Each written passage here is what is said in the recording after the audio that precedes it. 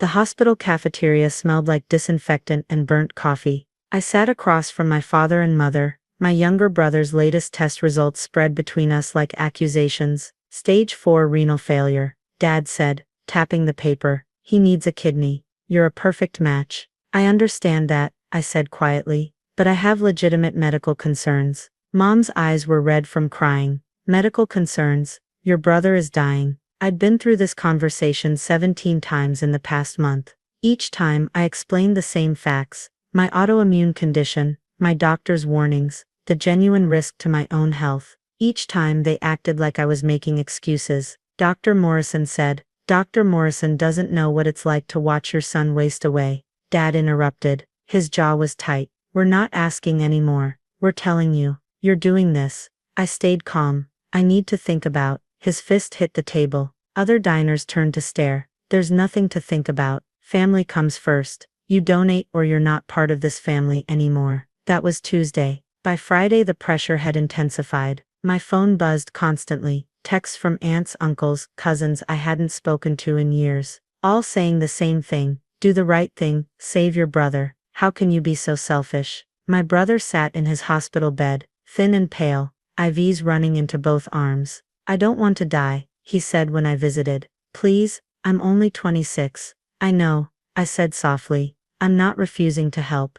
I'm trying to find the safest way. The safest way for who? His voice cracked. You're healthy. I'm dying. What more do you need to know? Mom appeared in the doorway. The transplant coordinator wants to schedule your evaluation next Monday. I haven't agreed to the evaluation. You don't have a choice. Her tone was ice. This is happening. I walked out before the argument could escalate. In the parking garage, I sat in my car and called Dr. Morrison again. Your lupus is manageable now, she said carefully, but major surgery could trigger a serious flare. There's also your family history of kidney disease. Donating could put you at significant risk later. So it's not safe. It's not impossible. But the risk-benefit analysis is complicated. This isn't my decision. It's yours. No one can force you to donate an organ. Except my family was trying to do exactly that. Saturday morning, they showed up at my apartment. All of them. Mom, Dad, my brother in a wheelchair, 2 uncles, an aunt. We're not leaving until you agree, Dad announced, pushing past me into the living room. I stood by the door. You can't just we can. And we are. Mom positioned herself on the couch. We'll stay here every day until you see reason. For 6 hours they took turns. My brother crying about wanting to see his 30th birthday. My mother describing the funeral she'd have to plan. My uncles talking about family loyalty and sacrifice. My aunt reading Bible verses about loving your neighbor. I said no, calmly repeatedly. No. At 6 p.m., Dad stood up. His face was purple. You're really going to let him die? I'm not letting anyone die. I'm protecting my own health so I can bullshit. He stepped closer. You're a coward. You're selfish. You're a disgrace to this family. My uncle grabbed his arm. Let's go. She's not going to change her mind today. They filed out, my brother last. He looked at me with hollow eyes. I hope you can live with this. The door closed. I sat on my kitchen floor and cried for an hour. Sunday the hospital called. My brother's condition had worsened. Emergency dialysis. They were moving him to ICU. I drove there immediately. Arriving at 9 p.m., the family was gathered outside his room, 15 people in the waiting area, all wearing identical expressions of grief and accusation. Dad saw me and stood. Now you show up. I came as soon as I heard. Too little too late. He walked toward me. The doctors said he might not make it through the night. This is on you. That's not fair. Fair. His voice rose. Other families in the waiting area looked over. You want to talk about fair? My son is dying because his sister won't help him. That's what's not fair. Mr. Thompson, please lower your voice, a nurse said from the station. Dad ignored her. You have a chance to save him, and you're choosing yourself. What kind of person does that? Someone who's trying to make a responsible medical decision. Responsible. He laughed bitterly. You're killing him. You're murdering your own brother. That's enough, I said quietly. It's not nearly enough. He stepped into my space. You're going to donate that kidney. Tomorrow. I don't care what I have to do to make it happen. You can't force me to watch me. Security appeared then. 2 officers approaching our group. Is there a problem here? No problem, Mom said quickly. Just a family discussion. The guards looked at Dad, then at me. "Ma'am, are you all right?" "I'm fine. I'm leaving." I turned toward the elevator. Behind me, Dad shouted, "Run away. That's all you're good at. Running away while your brother dies." I pressed the elevator button. The doors opened. "You're killing him." Dad's voice echoed down the hallway. "You're killing your brother and you don't even care." I stepped inside. The doors started to close. Then Dad ran. His footsteps pounded on linoleum. "You're not leaving until you agree." His hands hit my shoulders. Hard. A violent shove. I fell backward out of the elevator. Off balance. My feet tangled. I twisted, trying to catch myself. The stairs. I'd been standing at the stairwell entrance, not the elevator. I fell. Concrete edges caught my spine, my ribs, my head. 12 steps. I counted them on the way down, each impact a separate explosion of pain. I hit the landing. Couldn't breathe. Couldn't move. Above me, Dad's face appeared at the top of the stairs. "Get up. Stop being dramatic." Then Mom screaming. People running. Footsteps thundering down. A nurse knelt beside me. "Don't move. Don't try to move. She's fine," Dad was saying. "She just fell. She's always been clumsy." "Sir, step back." More nurses. A doctor. Someone checking my pulse. My pupils. Pain everywhere. Possible spinal injury. Someone said, "Call it in." A stretcher appeared. Hands carefully, efficiently immobilized my neck and back. The ceiling tiles passed overhead as they wheeled me down the hallway. In the elevator, the actual elevator this time, I heard Dad still talking. "She needs to stop this nonsense and donate the kidney. My son is dying upstairs, and she's wasting everyone's time with Mr. Thompson. You need to return to the waiting area," a security guard said firmly. The ER was chaos. Bright lights, urgent voices, hands cutting away my jacket, X-rays, CT scan, questions I could barely answer through the pain. "Your father pushed you down the stairs?" the ER doctor asked. "Yes." "Did anyone else see this happen?" The whole family was there. Security guards, nurses. She wrote something on her tablet. "I'm required to report this. There will be a police investigation." "Okay." An officer arrived 20 minutes later. He took my statement while I lay strapped to the backboard. "Yes, my father pushed me. Yes, it was deliberate. Yes, I wanted to press charges." "We have security footage," the officer said. "Multiple cameras in that hallway and stairwell. We'll review everything." They admitted me for observation. 2 cracked ribs, severe bruising, possible concussion. I was moved to a room on the 4th floor, far from the ICU where my family was gathered. At 3 a.m., I woke to voices outside my door. "Cannot believe she's actually pressing charges against her own father. All because she won't help her brother. Probably faking half her injuries for attention." I pressed the call button. A different nurse appeared. "Can I help you?" "There are people outside my room. Family members. I don't want them here." She nodded. "I'll have security remove them, and put a note in your chart. No visitors without your explicit approval." "Thank you." Monday morning, a woman in a gray suit knocked on my door. "I'm Amanda Wells from the hospital's Transplant Ethics Board. May I come in?" "Of course." She sat, pulling out a tablet. "I've been made aware of the incident involving you and your father. I need to ask you some questions about the kidney donation situation."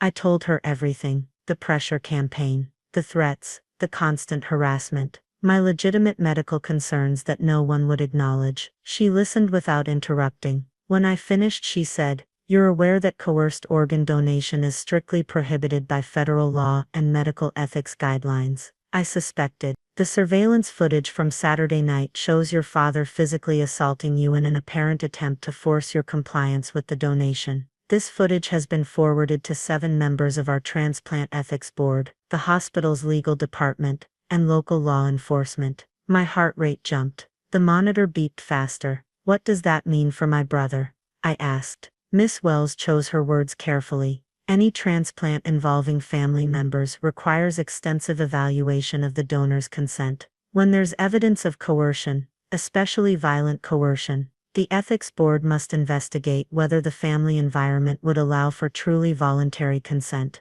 That investigation is now underway, so his transplant is on hold. The living donor program for your family is suspended pending review. We're exploring deceased donor options and other alternatives for your brother's care." She stood. I want you to know that you have every right to refuse organ donation for any reason. No one, family, doctors, anyone, can force you to undergo major surgery. What your father did was assault, and what your family has been doing constitutes medical coercion. Both are serious offenses. After she left, I stared at the ceiling. My phone buzzed. Text from my mother. How could you do this to us? The hospital won't let anyone donate now. You've killed him. I deleted it. Detective Santos arrived Tuesday afternoon. We've reviewed the footage from 3 different security cameras. The assault is clear and unambiguous. Your father has been arrested and charged with second-degree assault. Given the circumstances, attempting to coerce organ donation through violence. The DA's office is considering additional charges. What happens now? There'll be a court hearing. You'll need to testify. His attorney will likely argue it was an accident, family stress,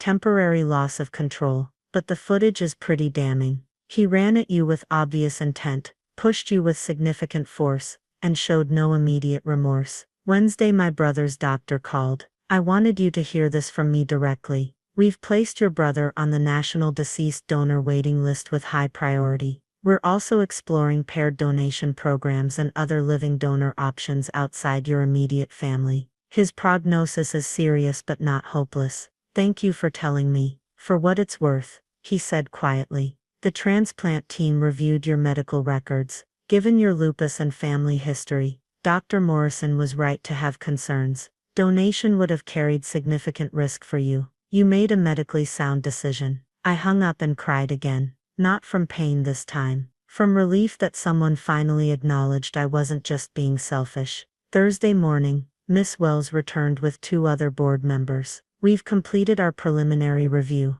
The ethics board has made several determinations. First, your father's assault constitutes attempted medical coercion, under federal statute 42 U.S.C. 274E. Second, the family pressure campaign you described meets the criteria for donor coercion. Third, the hospital failed to adequately protect you from this coercion during the evaluation process. She paused. The board is implementing new protocols for family donor evaluations. We're also recommending that the state medical board review your father's medical license. I understand he's a physician. I nodded. Family practice. 30 years. That review will examine whether his actions constitute professional misconduct warranting license suspension or revocation. One of the other board members leaned forward. We also want you to know that we've filed a report with Adult Protective Services. What happened to you may be part of a pattern of family violence that needs to be addressed. They left copies of their preliminary findings. 7 signatures at the bottom. 7 transplant board directors who had reviewed the footage and documentation. My phone buzzed.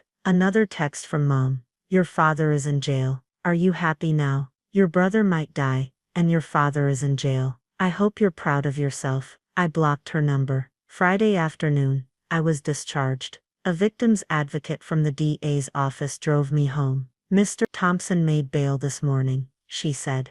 But there's a protective order. He cannot contact you, come within 500 feet of you, or make any attempts to communicate through third parties. Violations could result in immediate rearrest. At my apartment, I found 17 messages on my voicemail, all from family members, all saying variations of the same thing. I'd destroyed the family. I'd killed my brother. I was selfish and cruel and heartless. I deleted them all and changed my number. Saturday, a courier delivered legal papers. My father was suing me for defamation and false imprisonment. His attorney claimed I'd fabricated the assault story to avoid donating the kidney. I called the detective. Don't worry, Santos said. We have the footage. 3 angles like I told you. Shows everything. His lawyer is grasping at straws. Sunday morning, exactly 1 week after the assault, the hospital called again. My brother had been matched with a deceased donor. Surgery was scheduled for Monday.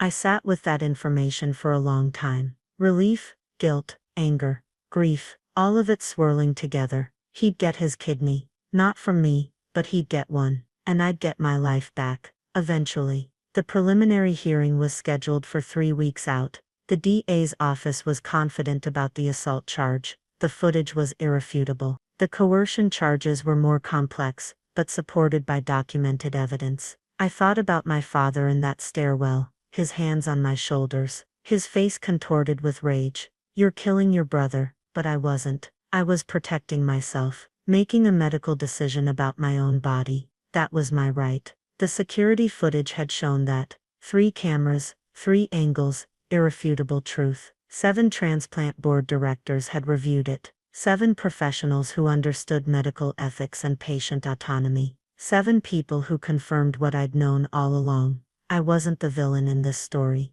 My phone buzzed. New number. I almost didn't answer. This is Dr. Peterson from the Transplant Ethics Board. I wanted to let you know that our full report has been filed.